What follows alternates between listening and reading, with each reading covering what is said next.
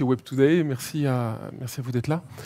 On m'a proposé de parler du maquettage, qui est un livre qu'on a écrit récemment avec deux camarades de jeu.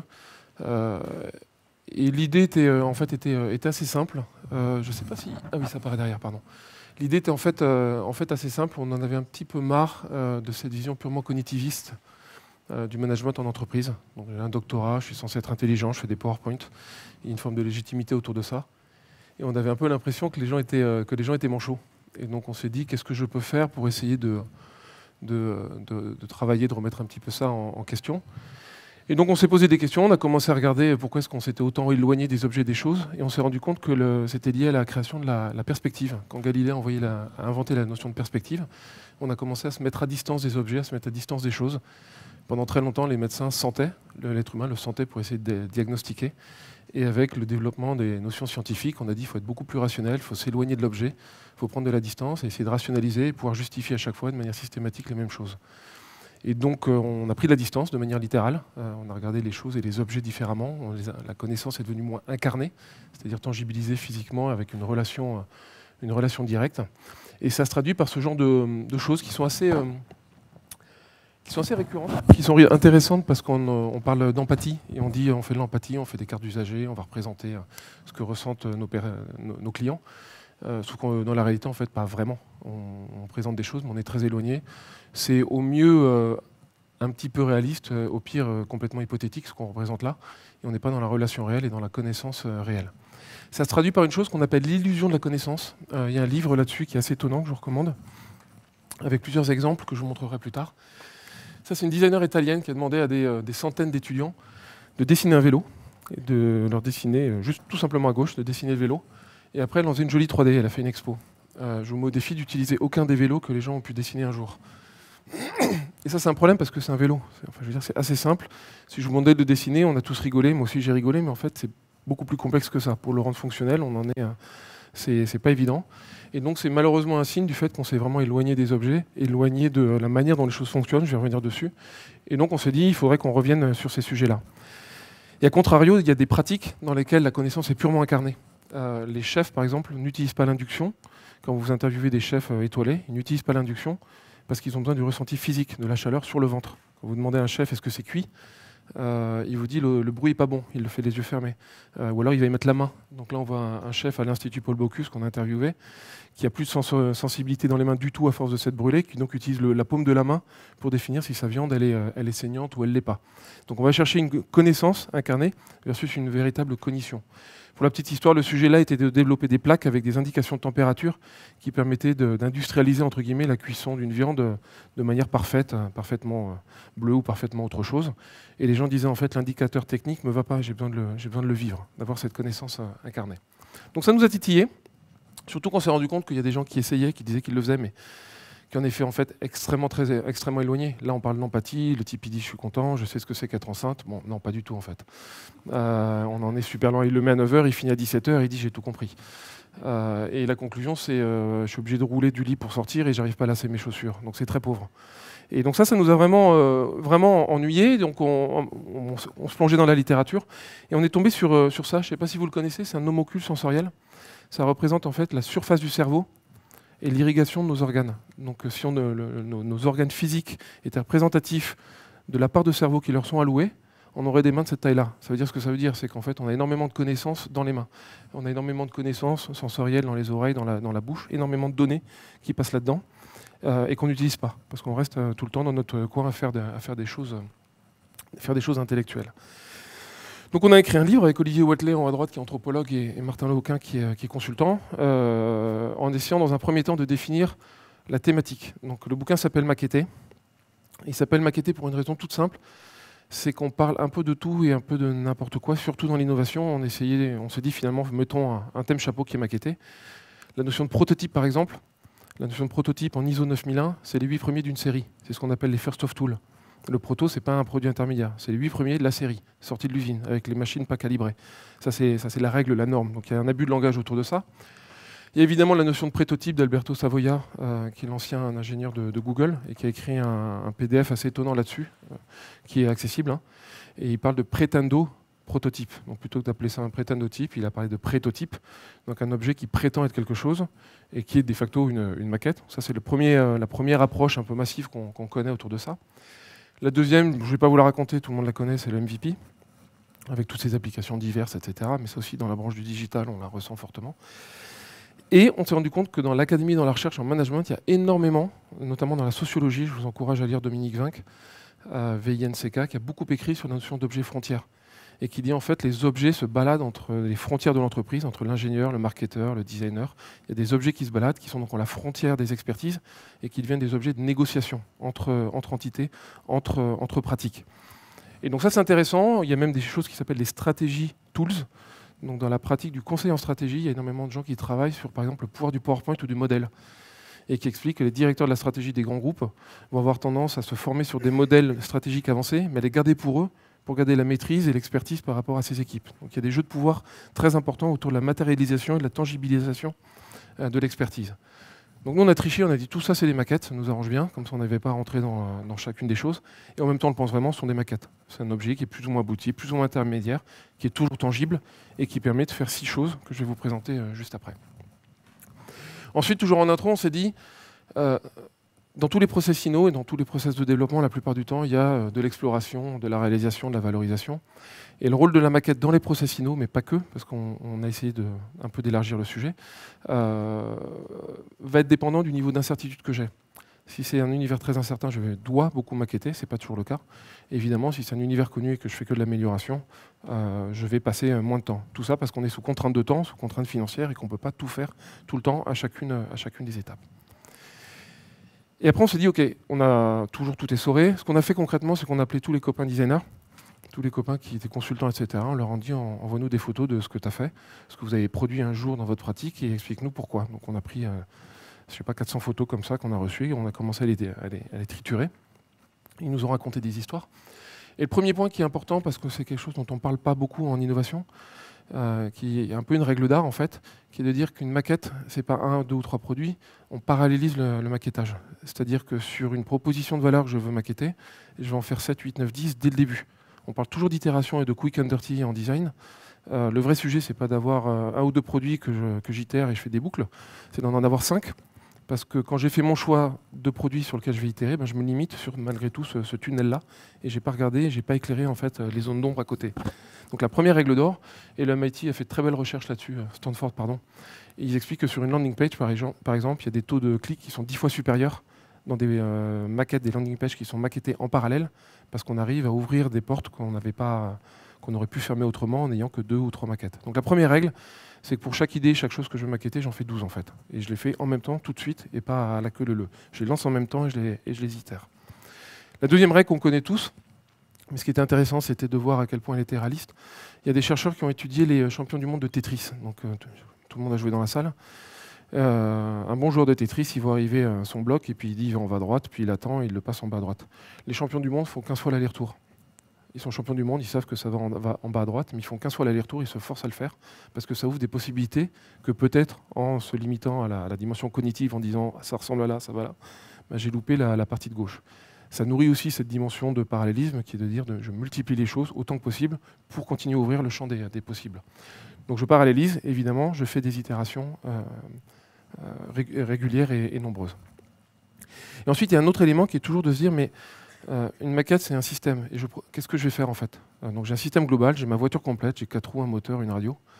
Je n'ai pas les 23 millions pour faire la bagnole. Qu'est-ce que je vais maqueter concrètement? Et là, il y a 2 principes clés qui sont de dire, en fait, soit je fais la surface, soit je coupe en profondeur. Si je fais la surface, je fais mon cockpit, je rentre, je m'assieds. J'ai mon tableau de bord, je peux mettre les mains sur le volant, appuyer sur des boutons. J'ai maquetté une première couche d'expérience, mais complète. Je peux fermer ma porte, etc. pour un budget donné. Ou alors, je décide que je vais carotter entièrement une fonctionnalité, que je vais rentrer dans la radio et que je vais faire passer les chaînes, me connecter en Bluetooth, etc. Tout ça parce qu'on est dans un univers contraint et que je ne peux pas allouer des sommes indéfinies pour maqueter ce que je veux. Donc c'est un peu les 3 règles qui sont de se dire comment est-ce que je fais du maquettage en parallèle, j'itère, et je définis mon système. Il y en a d'autres. Quels sont les usagers avec lesquels je le fais? Est-ce que je le fais en laboratoire ou pas? Quel est mon scénario d'usage? Est-ce qu'il est réaliste ou pas? Il y a énormément d'autres règles autour de ça. Mais fondamentalement, dès que je parle de maquette, ce sont les trois enjeux de base. que je dois appréhender. Après, ça a été assez simple en fait. On a pris les photos qu'on avait, on les a mis dans des cases et puis on les a regroupées. Et on s'est dit, c'est rigolo, on parle de maquette en process inno pour tester, mais nous, on voulait vraiment sortir la maquette de l'innovation et dire, s'il vous plaît, en management, ça marche. En management classique, hein, je veux dire, relation standard dans une organisation. Et on s'est rendu compte qu'en fait, il y avait 6 approches, 6 enjeux autour de la maquette, et qu'il n'y avait pas que la partie innovation, création ou test.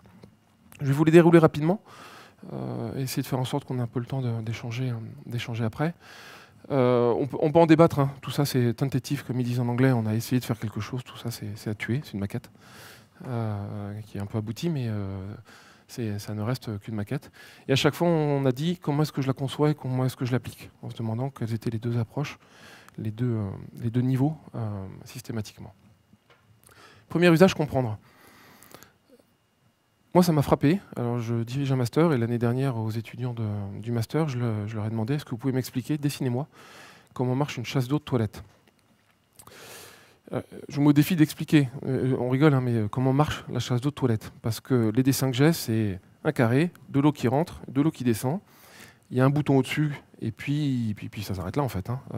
C'est un peu, voilà. Ça, c'est le meilleur, le plus explicite que j'ai eu. Je vous mets au défi d'industrialiser quoi que ce soit sur cette base. Ça ne va pas être évident. J'ai même eu des retours d'étudiants, on parle de Bac plus 5 ingénieurs, qui disent qu'il doit y avoir un capteur pour que l'eau arrête de venir. Donc c'est évident, les Romains, c'est connu, hein, les Romains avaient des capteurs et faisaient ça. Je dis ça avec de l'humour, mais moi c'est un vrai sujet en tant que prof, où je me dis, c'est mon job de décomplexifier le monde, ou en tout cas d'apprendre à des gens à comprendre le monde complexe et la complexité du monde. Et là, sur des toilettes, je bute, et c'est le début de l'année, c'est compliqué. Je vous mets au défi de dessiner et de m'expliquer comment marche une fermeture éclair. Hein. À part me dire ça monte et ça descend et c'est fermé ouvert, comment ça marche, le principe. Oui, quelqu'un me fait comme ça, d'accord, mais... Donc je monte, ça se ferme, je descends, ça se... Oui, mais si vous voulez vraiment l'expliquer et le reproduire, intuitivement, on l'a, la connaissance. J'appuie sur un bouton, de l'eau rentre et elle sort. Mais comment ça marche concrètement, c'est plus complexe. Donc j'ai fait un test, et oui, j'ai fait le prof.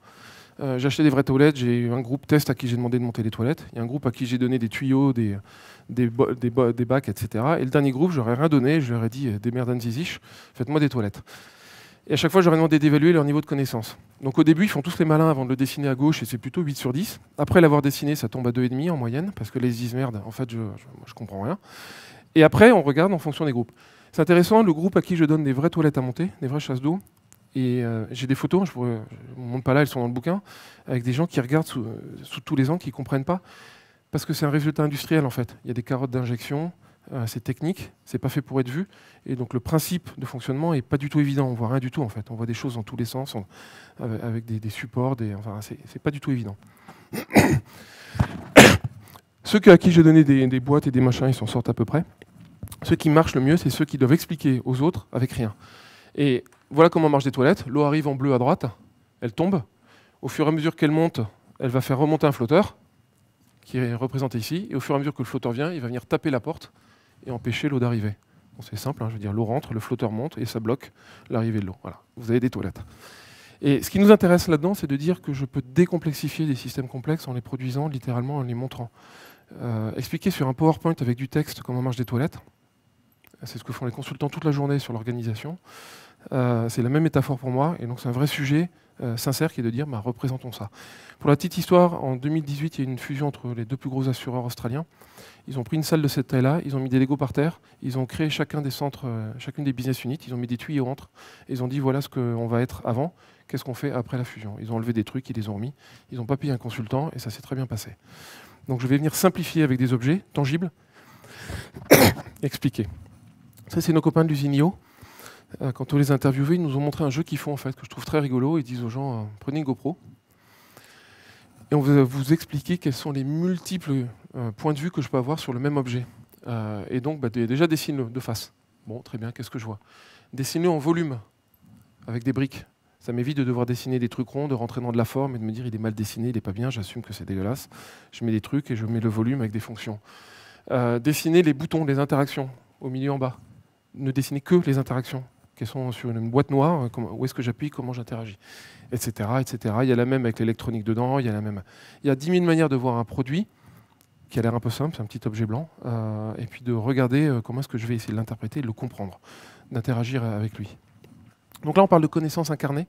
Et vraiment, cette notion d'illusion de la connaissance, elle nous a paru clé en disant la maquette est là pour accompagner cette connaissance incarnée, physique, tangible, relationnelle quasiment avec... pardon.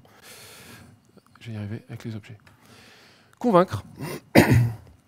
Ça, c'est un sujet, et c'est un des sujets où on s'est rendu compte que finalement, faire très beau, passer beaucoup de temps à faire une maquette, c'est intéressant. Et ça va totalement à l'opposé de ce qu'on a l'habitude de dire en disant tu fais une interface en basse fidélité, tu la montres à un usager, tu as un retour et tu as convaincu ton patron.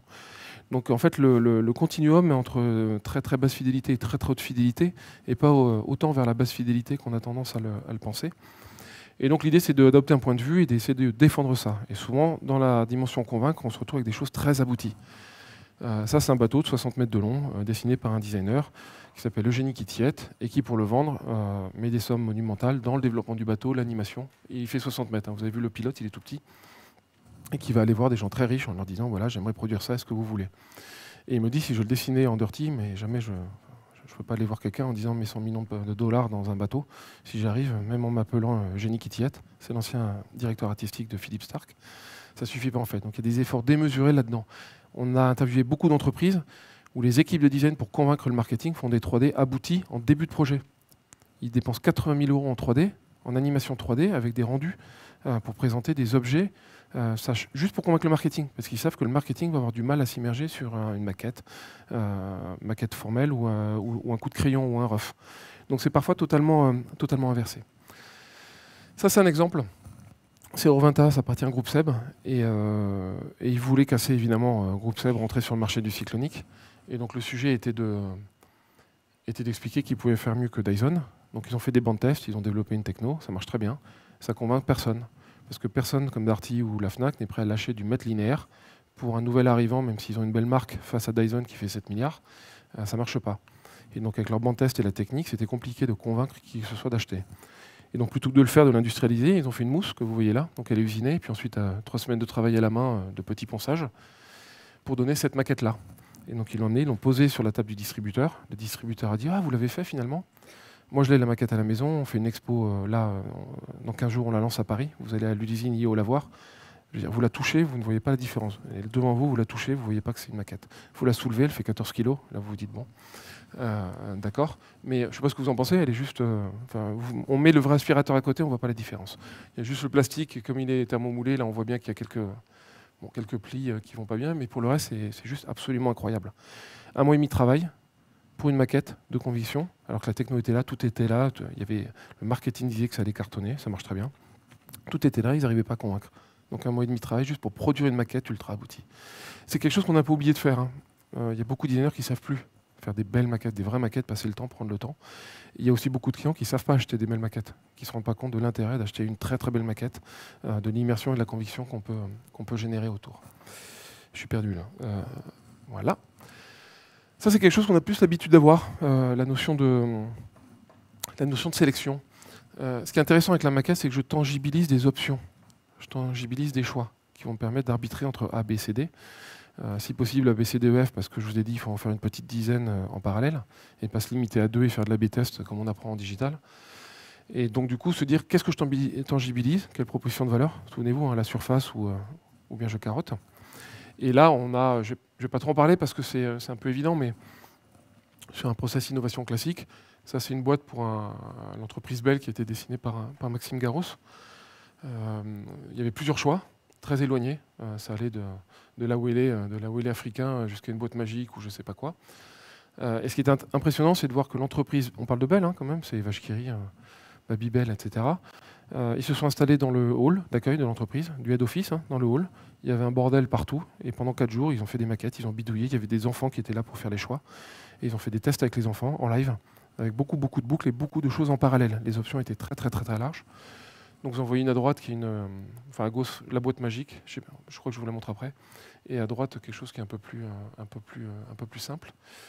Je ne sais pas si c'est là qu'il y a une vidéo et si elle marche. Ouais, super. Donc ça c'est la boîte magique.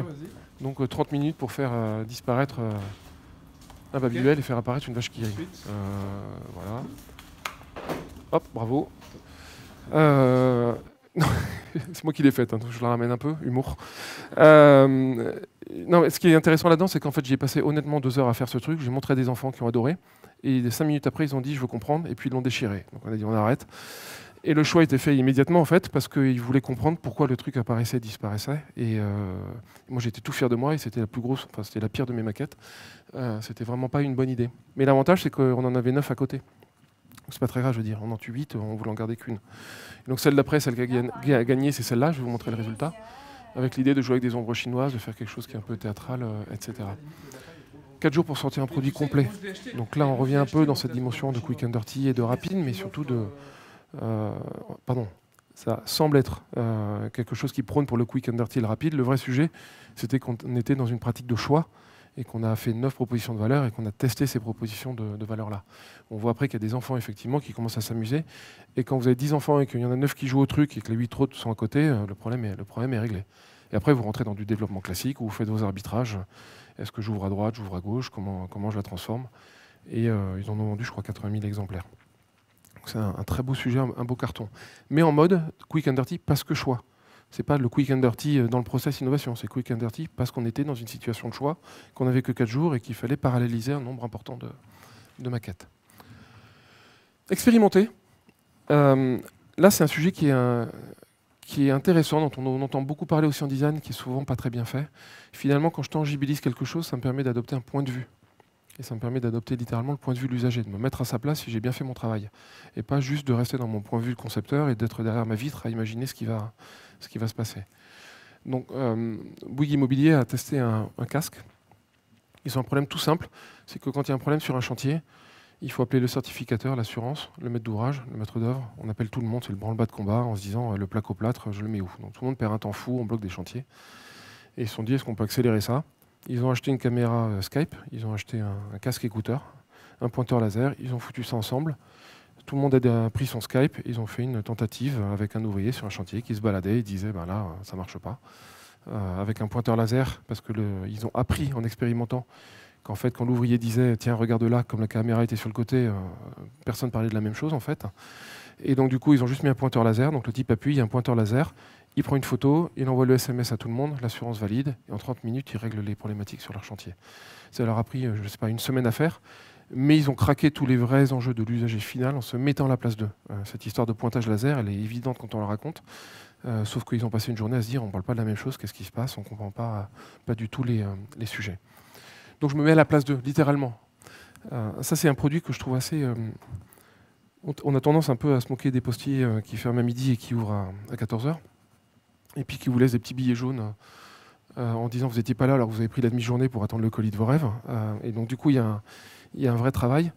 Et en même temps, il y a des équipes qui travaillent comme des dingues. À 300 mètres à côté d'ici, il y a le centre de R&D de la Poste, qui est sous le centre de tri. Je ne sais pas si vous le connaissez. Ils font voler des drones. Il y a 30 couturières qui font ça. Ils soudent des vélos toute la journée. C'est un centre d'innovation. J'en ai rarement vu comme ça. Ils déchirent les types. Je vais vous montrer un exemple. Les photos viennent de là-bas, juste à côté. Et donc, point stratégique, le courrier baisse, le colis monte, des PD arrivent, tout le monde arrive, Amazon, etc. Et ils savent que les facteurs ont l'obligation légale de livrer jusqu'à 30 kg. Et ils ne livrent pas jusqu'à 500 grammes. Donc plutôt que de leur taper dessus et de dire s'il vous plaît faites-le et d'avoir une grève, ils se disent on va les accompagner. Donc ils font un workshop et ils expérimentent de nouvelles modalités. Il y en a plein, le triporteur, l'électrique, la voiture, mais ils ont plein de problèmes. La voiture, ils se mettent en double fil, ça stresse tout le monde, ça pollue. Enfin, donc ils s'en sortent pas. Puis un jour, un type dit on va faire un robot qui me suit. C'est mon petit chien là qui va porter mon truc. Donc ils prennent une caisse en bas de courrier postal, ils mettent 4 roues, ils mettent des facteurs, ils font des cartons autour. Ils commencent à maqueter avec, et puis ils se disent voilà à quoi ça pourrait ressembler. Ils font bosser l'école de design qui leur fait des mousses, des maquettes, l'EDNA à côté, des mousses, des maquettes, etc. Ils sont très contents. Et puis ils achètent une base Amazon, qui est la base de livraison Amazon automatisée, que vous avez vu dans tous les films sur les zones de stockage. Ils mettent un lidar en dessous, un petit laser, ils font ça en une semaine. On parle de la Poste, ils font ça en une semaine, ils en construisent 10, et puis ils les testent en live. Et ce qui... là, ça... Il faut que je rappuie, peut-être. Pardon. Non. Donc là, on voit le produit qui démarre. On voit le facteur avec l'ergonome derrière qui suit, puisqu'on est là pour expérimenter. On voit le type, enfin tout est passionnant là-dedans en fait. Le facteur prend le soin de ne pas prendre l'escalier, il fait tout le tour parce qu'il sait qu'il y a son robot derrière qui l'accompagne et qui ne veut pas le mettre en difficulté.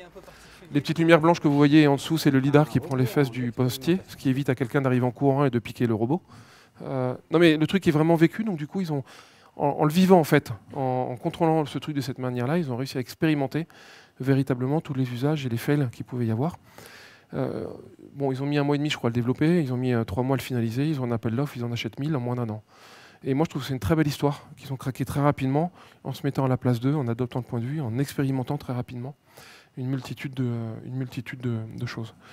Il y a un exemple de ce type-là qui s'appelle Savioki, qui est un robot qui vient livrer des amenities dans les hôtels, que Google Venture a développé.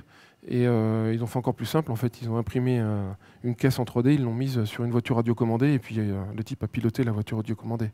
Ce qui leur a permis d'expérimenter ce que c'était qu'un robot soi-disant intelligent qui livrait votre brosse à dents dans l'hôtel. Quatrième approche, débattre. La notion de débat, elle est intéressante parce que là, on rentre vraiment dans le... Je trouve qu'on sort de l'innovation, on rentre dans le management. Quand je tangibilise quelque chose, je tangibilise un choix, et ce choix, c'est le mien. Est-ce que quelqu'un va l'accepter? Est-ce qu'il va mettre de l'argent dessus?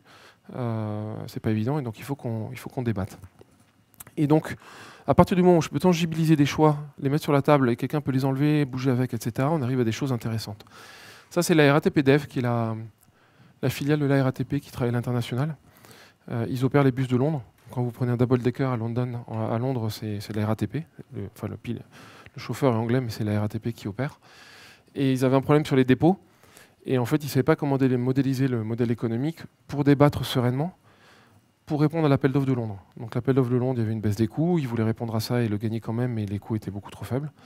Et donc on les a accompagnés et on leur a dit le mieux, c'est peut-être de gagner de l'argent, plutôt que de baisser les coûts et essayer de monétiser le lieu. Donc là, ce qu'on a fait, c'est simple en fait. On a mis tout le monde autour de la table. On leur a demandé d'acheter des petits tramways. On parle du COMEX de la RATP. Acheter des petits tramways et venez jouer avec des Lego. Ils n'étaient pas très contents au début. Et on a tout modélisé. Et puis on a fait tourner une horloge. Et toutes les heures, on leur a demandé qu'est-ce qui se passe. Il y a quelqu'un, il n'y a pas quelqu'un. Et on leur a dit post-it rose sur les zones de coût, post-it jaune sur les zones de revenus. Bon, vous imaginez bien qu'à 4h du matin, il n'y a plus de bus. Et que de 4h du matin à 2h du matin, 22 heures par jour, il n'y a pas de bus. Et que tout ça, c'est une zone de coût. Et donc après, heure par heure, on leur a dit, t'enlèves un post-it rose et tu le transformes en zone de revenus. Juste un exemple, on ne peut pas trop parler du reste, mais sur les post-it jaunes dans le centre du dépôt, ils ont des karchers gigantesques, des karchers qui arrachent la peinture pour laver les camions. Et donc ce truc-là, c'est un asset, ça coûte de l'argent, c'est capitalistique. Et on leur a dit qui est-ce que ça peut intéresser. Donc quelqu'un a levé la main, a dit peut-être les taxis. Donc on a dit les taxis, on ne sait pas, mais Uber peut-être, il y a des règles strictes sur l'état de la voiture chez Uber. Donc on a appelé Uber à Londres, Uber a dit ouais ça m'intéresse, si vous êtes 2 fois moins cher que l'équivalent local de l'éléphant bleu, je vais venir chez vous laver mes bagnoles. Et on venait de monétiser un asset qui était plutôt un coût qu'autre chose. Juste comme ça sur un coup de fil. Et donc après toutes les heures, on a pris tous les éléments, et puis on a fait la boussole à chaque fois en disant est-ce que tu peux gagner de l'argent, est-ce que tu peux gagner de l'argent. Et ça c'est un débat hyper business en fait, qui est ultra sérieux, pas du tout drôle. C'est pas du design thinking, c'est pas de la créa, mais c'est un vrai débat tangibilisé par un plateau Lego et 3 bus comme ça qui se baladent. Donc c'est un vrai pouvoir de négociation et de débat quand on utilise des maquettes. Ça c'est un autre exemple, parce qu'on a une pratique de design fiction évidemment, et sans trop rentrer dans le détail, mais la capacité à tangibiliser le résultat de certains choix managériaux. Si je décide de faire ça avec mon entreprise, quelles vont être les conséquences? Si j'imagine ce futur-là, que je le tangibilise, que je le montre, là je peux en débattre sereinement. Et pas sur des convictions, pas sur quelqu'un qui dit moi je pense que, ou les chiffres ne sont pas d'accord, et le PowerPoint, ou encore pire, le consultant dit que, ou là c'est la cata. Donc ça c'est un exemple, par exemple, sur le Salon de l'Agriculture, il y a 3 ans, on est venu avec un faux journal 20 minutes qui présentait le monde de 2040. Donc on a distribué, on avait imprimé 3000 exemplaires de faux journal de 2040. On voulait interpeller la FNSEA en disant faites attention, si vous ne vous posez pas la question des pieds de vigne dans le Bordelais, avec le réchauffement climatique, dans 10 ans, il n'y aura plus de vin dans le Bordelais. Et on va tous boire des vins espagnols. Donc, ce qui n'est pas grave, hein, tant pis pour vous, mais c'est un vrai choix. Est-ce qu'on peut se le poser? Et donc, en fait, en présentant la résultante de choix ou de non-choix, on peut se permettre de débattre réellement de choix qui, pour le coup, sont stratégiques. Et donc là, on tangibilise quelque chose qui va être, pour le coup, très abouti. Je mets créer à la fin parce que tout le monde rentre avec le truc en disant créer. Et en fait, paradoxalement, c'est le truc où on est plutôt plus mauvais sur la création en maquette qu'autre chose. Souvent en maquette, dans les processus d'innovation, je tangibilise une idée, mais j'ai déjà eu l'idée. Je dis ah tiens, et si? J'utilise pas mes mains pour explorer des choses, très peu. Donc là, on a fouillé, il y a quelques règles de base. C'est comme dans les post-it, malheureusement, ça m'embête de dire ça, mais bon, il faut de la quantité. Donc il faut faire des tonnes de trucs, il faut en faire des kilomètres, il faut jouer avec, il faut les faire, il faut tester, tester, tester. Pour une fois, à l'opposé de la chose aboutie, effectivement, il faut faire du dirty. Donc il faut essayer de pousser des choses qui soient... Pardon. Encore une fois, pardon. Des choses qui soient dirty. Donc là, je fais des choses qui ne sont pas très engageantes. Comme ça, je peux les tuer tout de suite, très rapidement, et abattre beaucoup de choses. Et puis, il y a une notion qui vient de Stanford, dont on ne parle pas beaucoup en France, à ma connaissance, qui s'appelle la notion de cheval noir. Et donc, à Stanford, dans leur pratique de design, ils poussent les étudiants sur chacune de leurs thématiques pendant une journée à dire c'est quoi le cheval noir. Tu as exploré des possibles, maintenant on fout tout ça à la poubelle, on ne le fait pas mais on met ça de côté. C'est quoi le cheval noir? Un cheval noir, c'est un cheval qui dans les courses hippiques est inattendu, personne ne s'attend à ce qu'il gagne quoi que ce soit, et il gagne. Et il vient de la fin, il vient derrière. Et donc l'idée c'est de dire est-ce qu'il y a un truc qui est radicalement différent de ce à quoi tu aurais pu penser? Est-ce que ce truc-là, on peut en faire quelque chose? Est-ce qu'on peut le présenter? Ça c'est un travail des étudiants de mon master. On travaille pour une entreprise qui est vitivinicole, qui fait du vin, donc des citernes de vin notamment, ils sont à côté. Et les citernes de vin, en fait, quand on est vigneron, c'est abominable, on passe en moyenne 12 heures par semaine à faire de l'administratif. Et une des choses qu'on fait, c'est prendre une fiole, la mettre dans la citerne et analyser le pH, l'alcoolémie, la température, etc. C'est pas très malin parce qu'on analyse que le haut de la citerne, qui peut faire cette taille-là, donc vous imaginez qu'on n'a pas beaucoup de données. Il faut l'envoyer au laboratoire, c'est long, il faut bien le visser. Si on a 40 citernes, on fait les 40, c'est super long. Des cuves, pas des citernes, pardon. Donc c'est pas évident. Et donc il y a des options autour de ça, avec des gens qui disent je vais coller sur la cuve quelque chose qui va faire le différentiel de température. Toujours un peu, voilà. Il y a plein de choses existantes. Et on s'est dit c'est quoi un cheval noir? Et quelqu'un est revenu en disant un cheval noir, c'est je jette mon capteur dans la cuve, il fait l'aller-retour dans la cuve, il remonte et j'ai mes données. Et par Wi-Fi, Mesh ou je sais pas quoi, ça remplit automatiquement mon PDF auprès de l'administration. Donc on l'a testé. Donc on a pris un tuyau de douche, comme vous voyez, de la mousse. On a pris les 4 capteurs standards. Ça, on n'a rien pris du tout, hein. On a pris des tuyaux de mousse qu'on a peint en jaune. On a filé ça à des vignerons, et puis on a filmé des gens qui montaient sur des escaliers, puis qui descendaient avec leur tuyau de douche, et puis qui attendaient 2 secondes en disant ça y est, c'est arrivé en bas. Ensuite, ils le remontaient à la main, puis ils disaient même titre, ils jouaient le truc, on les a filmés. Tout était faux là-dedans.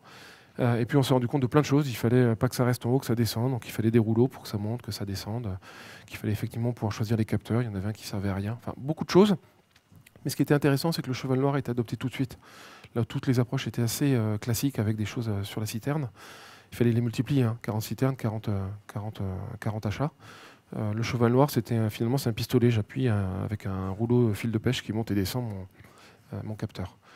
Donc totalement inattendu, très facilement validé, parce qu'ils sont allés chercher quelque chose qui était vraiment, vraiment décalé et à côté. Le timer devient rouge et j'aimerais bien parler 2 minutes avec vous, donc je vais finir là.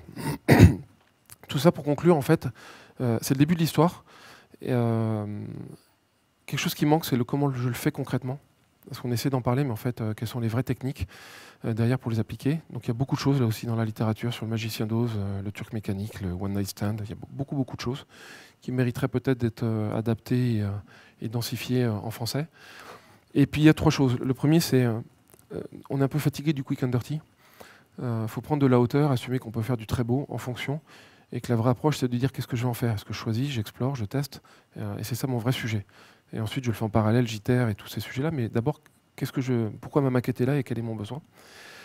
La deuxième chose, contrairement à ce qu'on dit, apprends à tuer ton bébé. Nous, on a tendance à dire non, tombe amoureux de ta maquette. Vraiment, investis-toi. Sors justement du quick and dirty. Je ne sais plus qui a fait une mauvaise blague chez nous en disant quick and beauty. Donc là, ça sent un peu le salon de coiffure à 2 balles, mais il y a une notion de quick and beauty au sens vraiment, si vraiment j'ai pas de temps, malgré tout, j'essaie de m'engager autant que je peux. Et le dernier élément, c'est qu'on peut tout maqueter. Et ça, c'est un vrai sujet en management. Moi, je suis Audencia, je suis en école de commerce, c'est sérieux, on est 120 profs avec des doctorats. Et quand je dis à mes camarades de jeu, ouais, si on fait une maquette, ils me regardent avec c'est lunaire, quoi. Donc moi, je me balade avec mes Legos, je me sens un peu seul. Je perds pas la niaque, hein, je pense qu'un jour, je vais y arriver. Mais je pense qu'un plan stratégique, ça se maquette très bien. Et qu'il faut qu'on arrête de faire des PDF que tout le monde lit. Personne ne lit, pardon, soyons honnêtes, hein, tout le monde s'en fout, à part nous. Mais on se regarde le nombril. Donc je pense qu'il y a des vrais sujets pour pousser ça dans l'organisation en disant c'est quoi si systématiquement je le fais. Et juste une petite histoire, on a été audité récemment par des consultants en RH qui nous ont fait une presse magnifique pendant 1h30 en amphithéâtre, on était 400. Moi j'ai un doctorat en économie, j'ai regardé les chiffres, j'ai fait mes petites notes, etc. Bon, c'était il y a 2 mois, j'ai tout oublié. Et je me dis, mais franchement, si j'avais les doigts dans la prise, est-ce que je pourrais émotionnellement ressentir l'état de santé d'Audencia d'une manière ou d'une autre? Est-ce que je pourrais regarder une application qui me dit c'est plutôt rouge, plutôt vert, comment ça bouge et les gens sont heureux, pas heureux? Est-ce que je pourrais le ressentir physiquement? Est-ce que je pourrais toucher un truc qui me dit tiens, ça vibre chaud, là c'est bien, tout le monde a la patate? Ça, c'est plus intéressant que de me coller 90 slides en me disant il y a 322 critères et puis on a bien fait notre Key 2 et on est sûr de nos données stats. Ou là, il n'y a que nous, profs, que ça fait rigoler, quoi. Voilà. Merci beaucoup.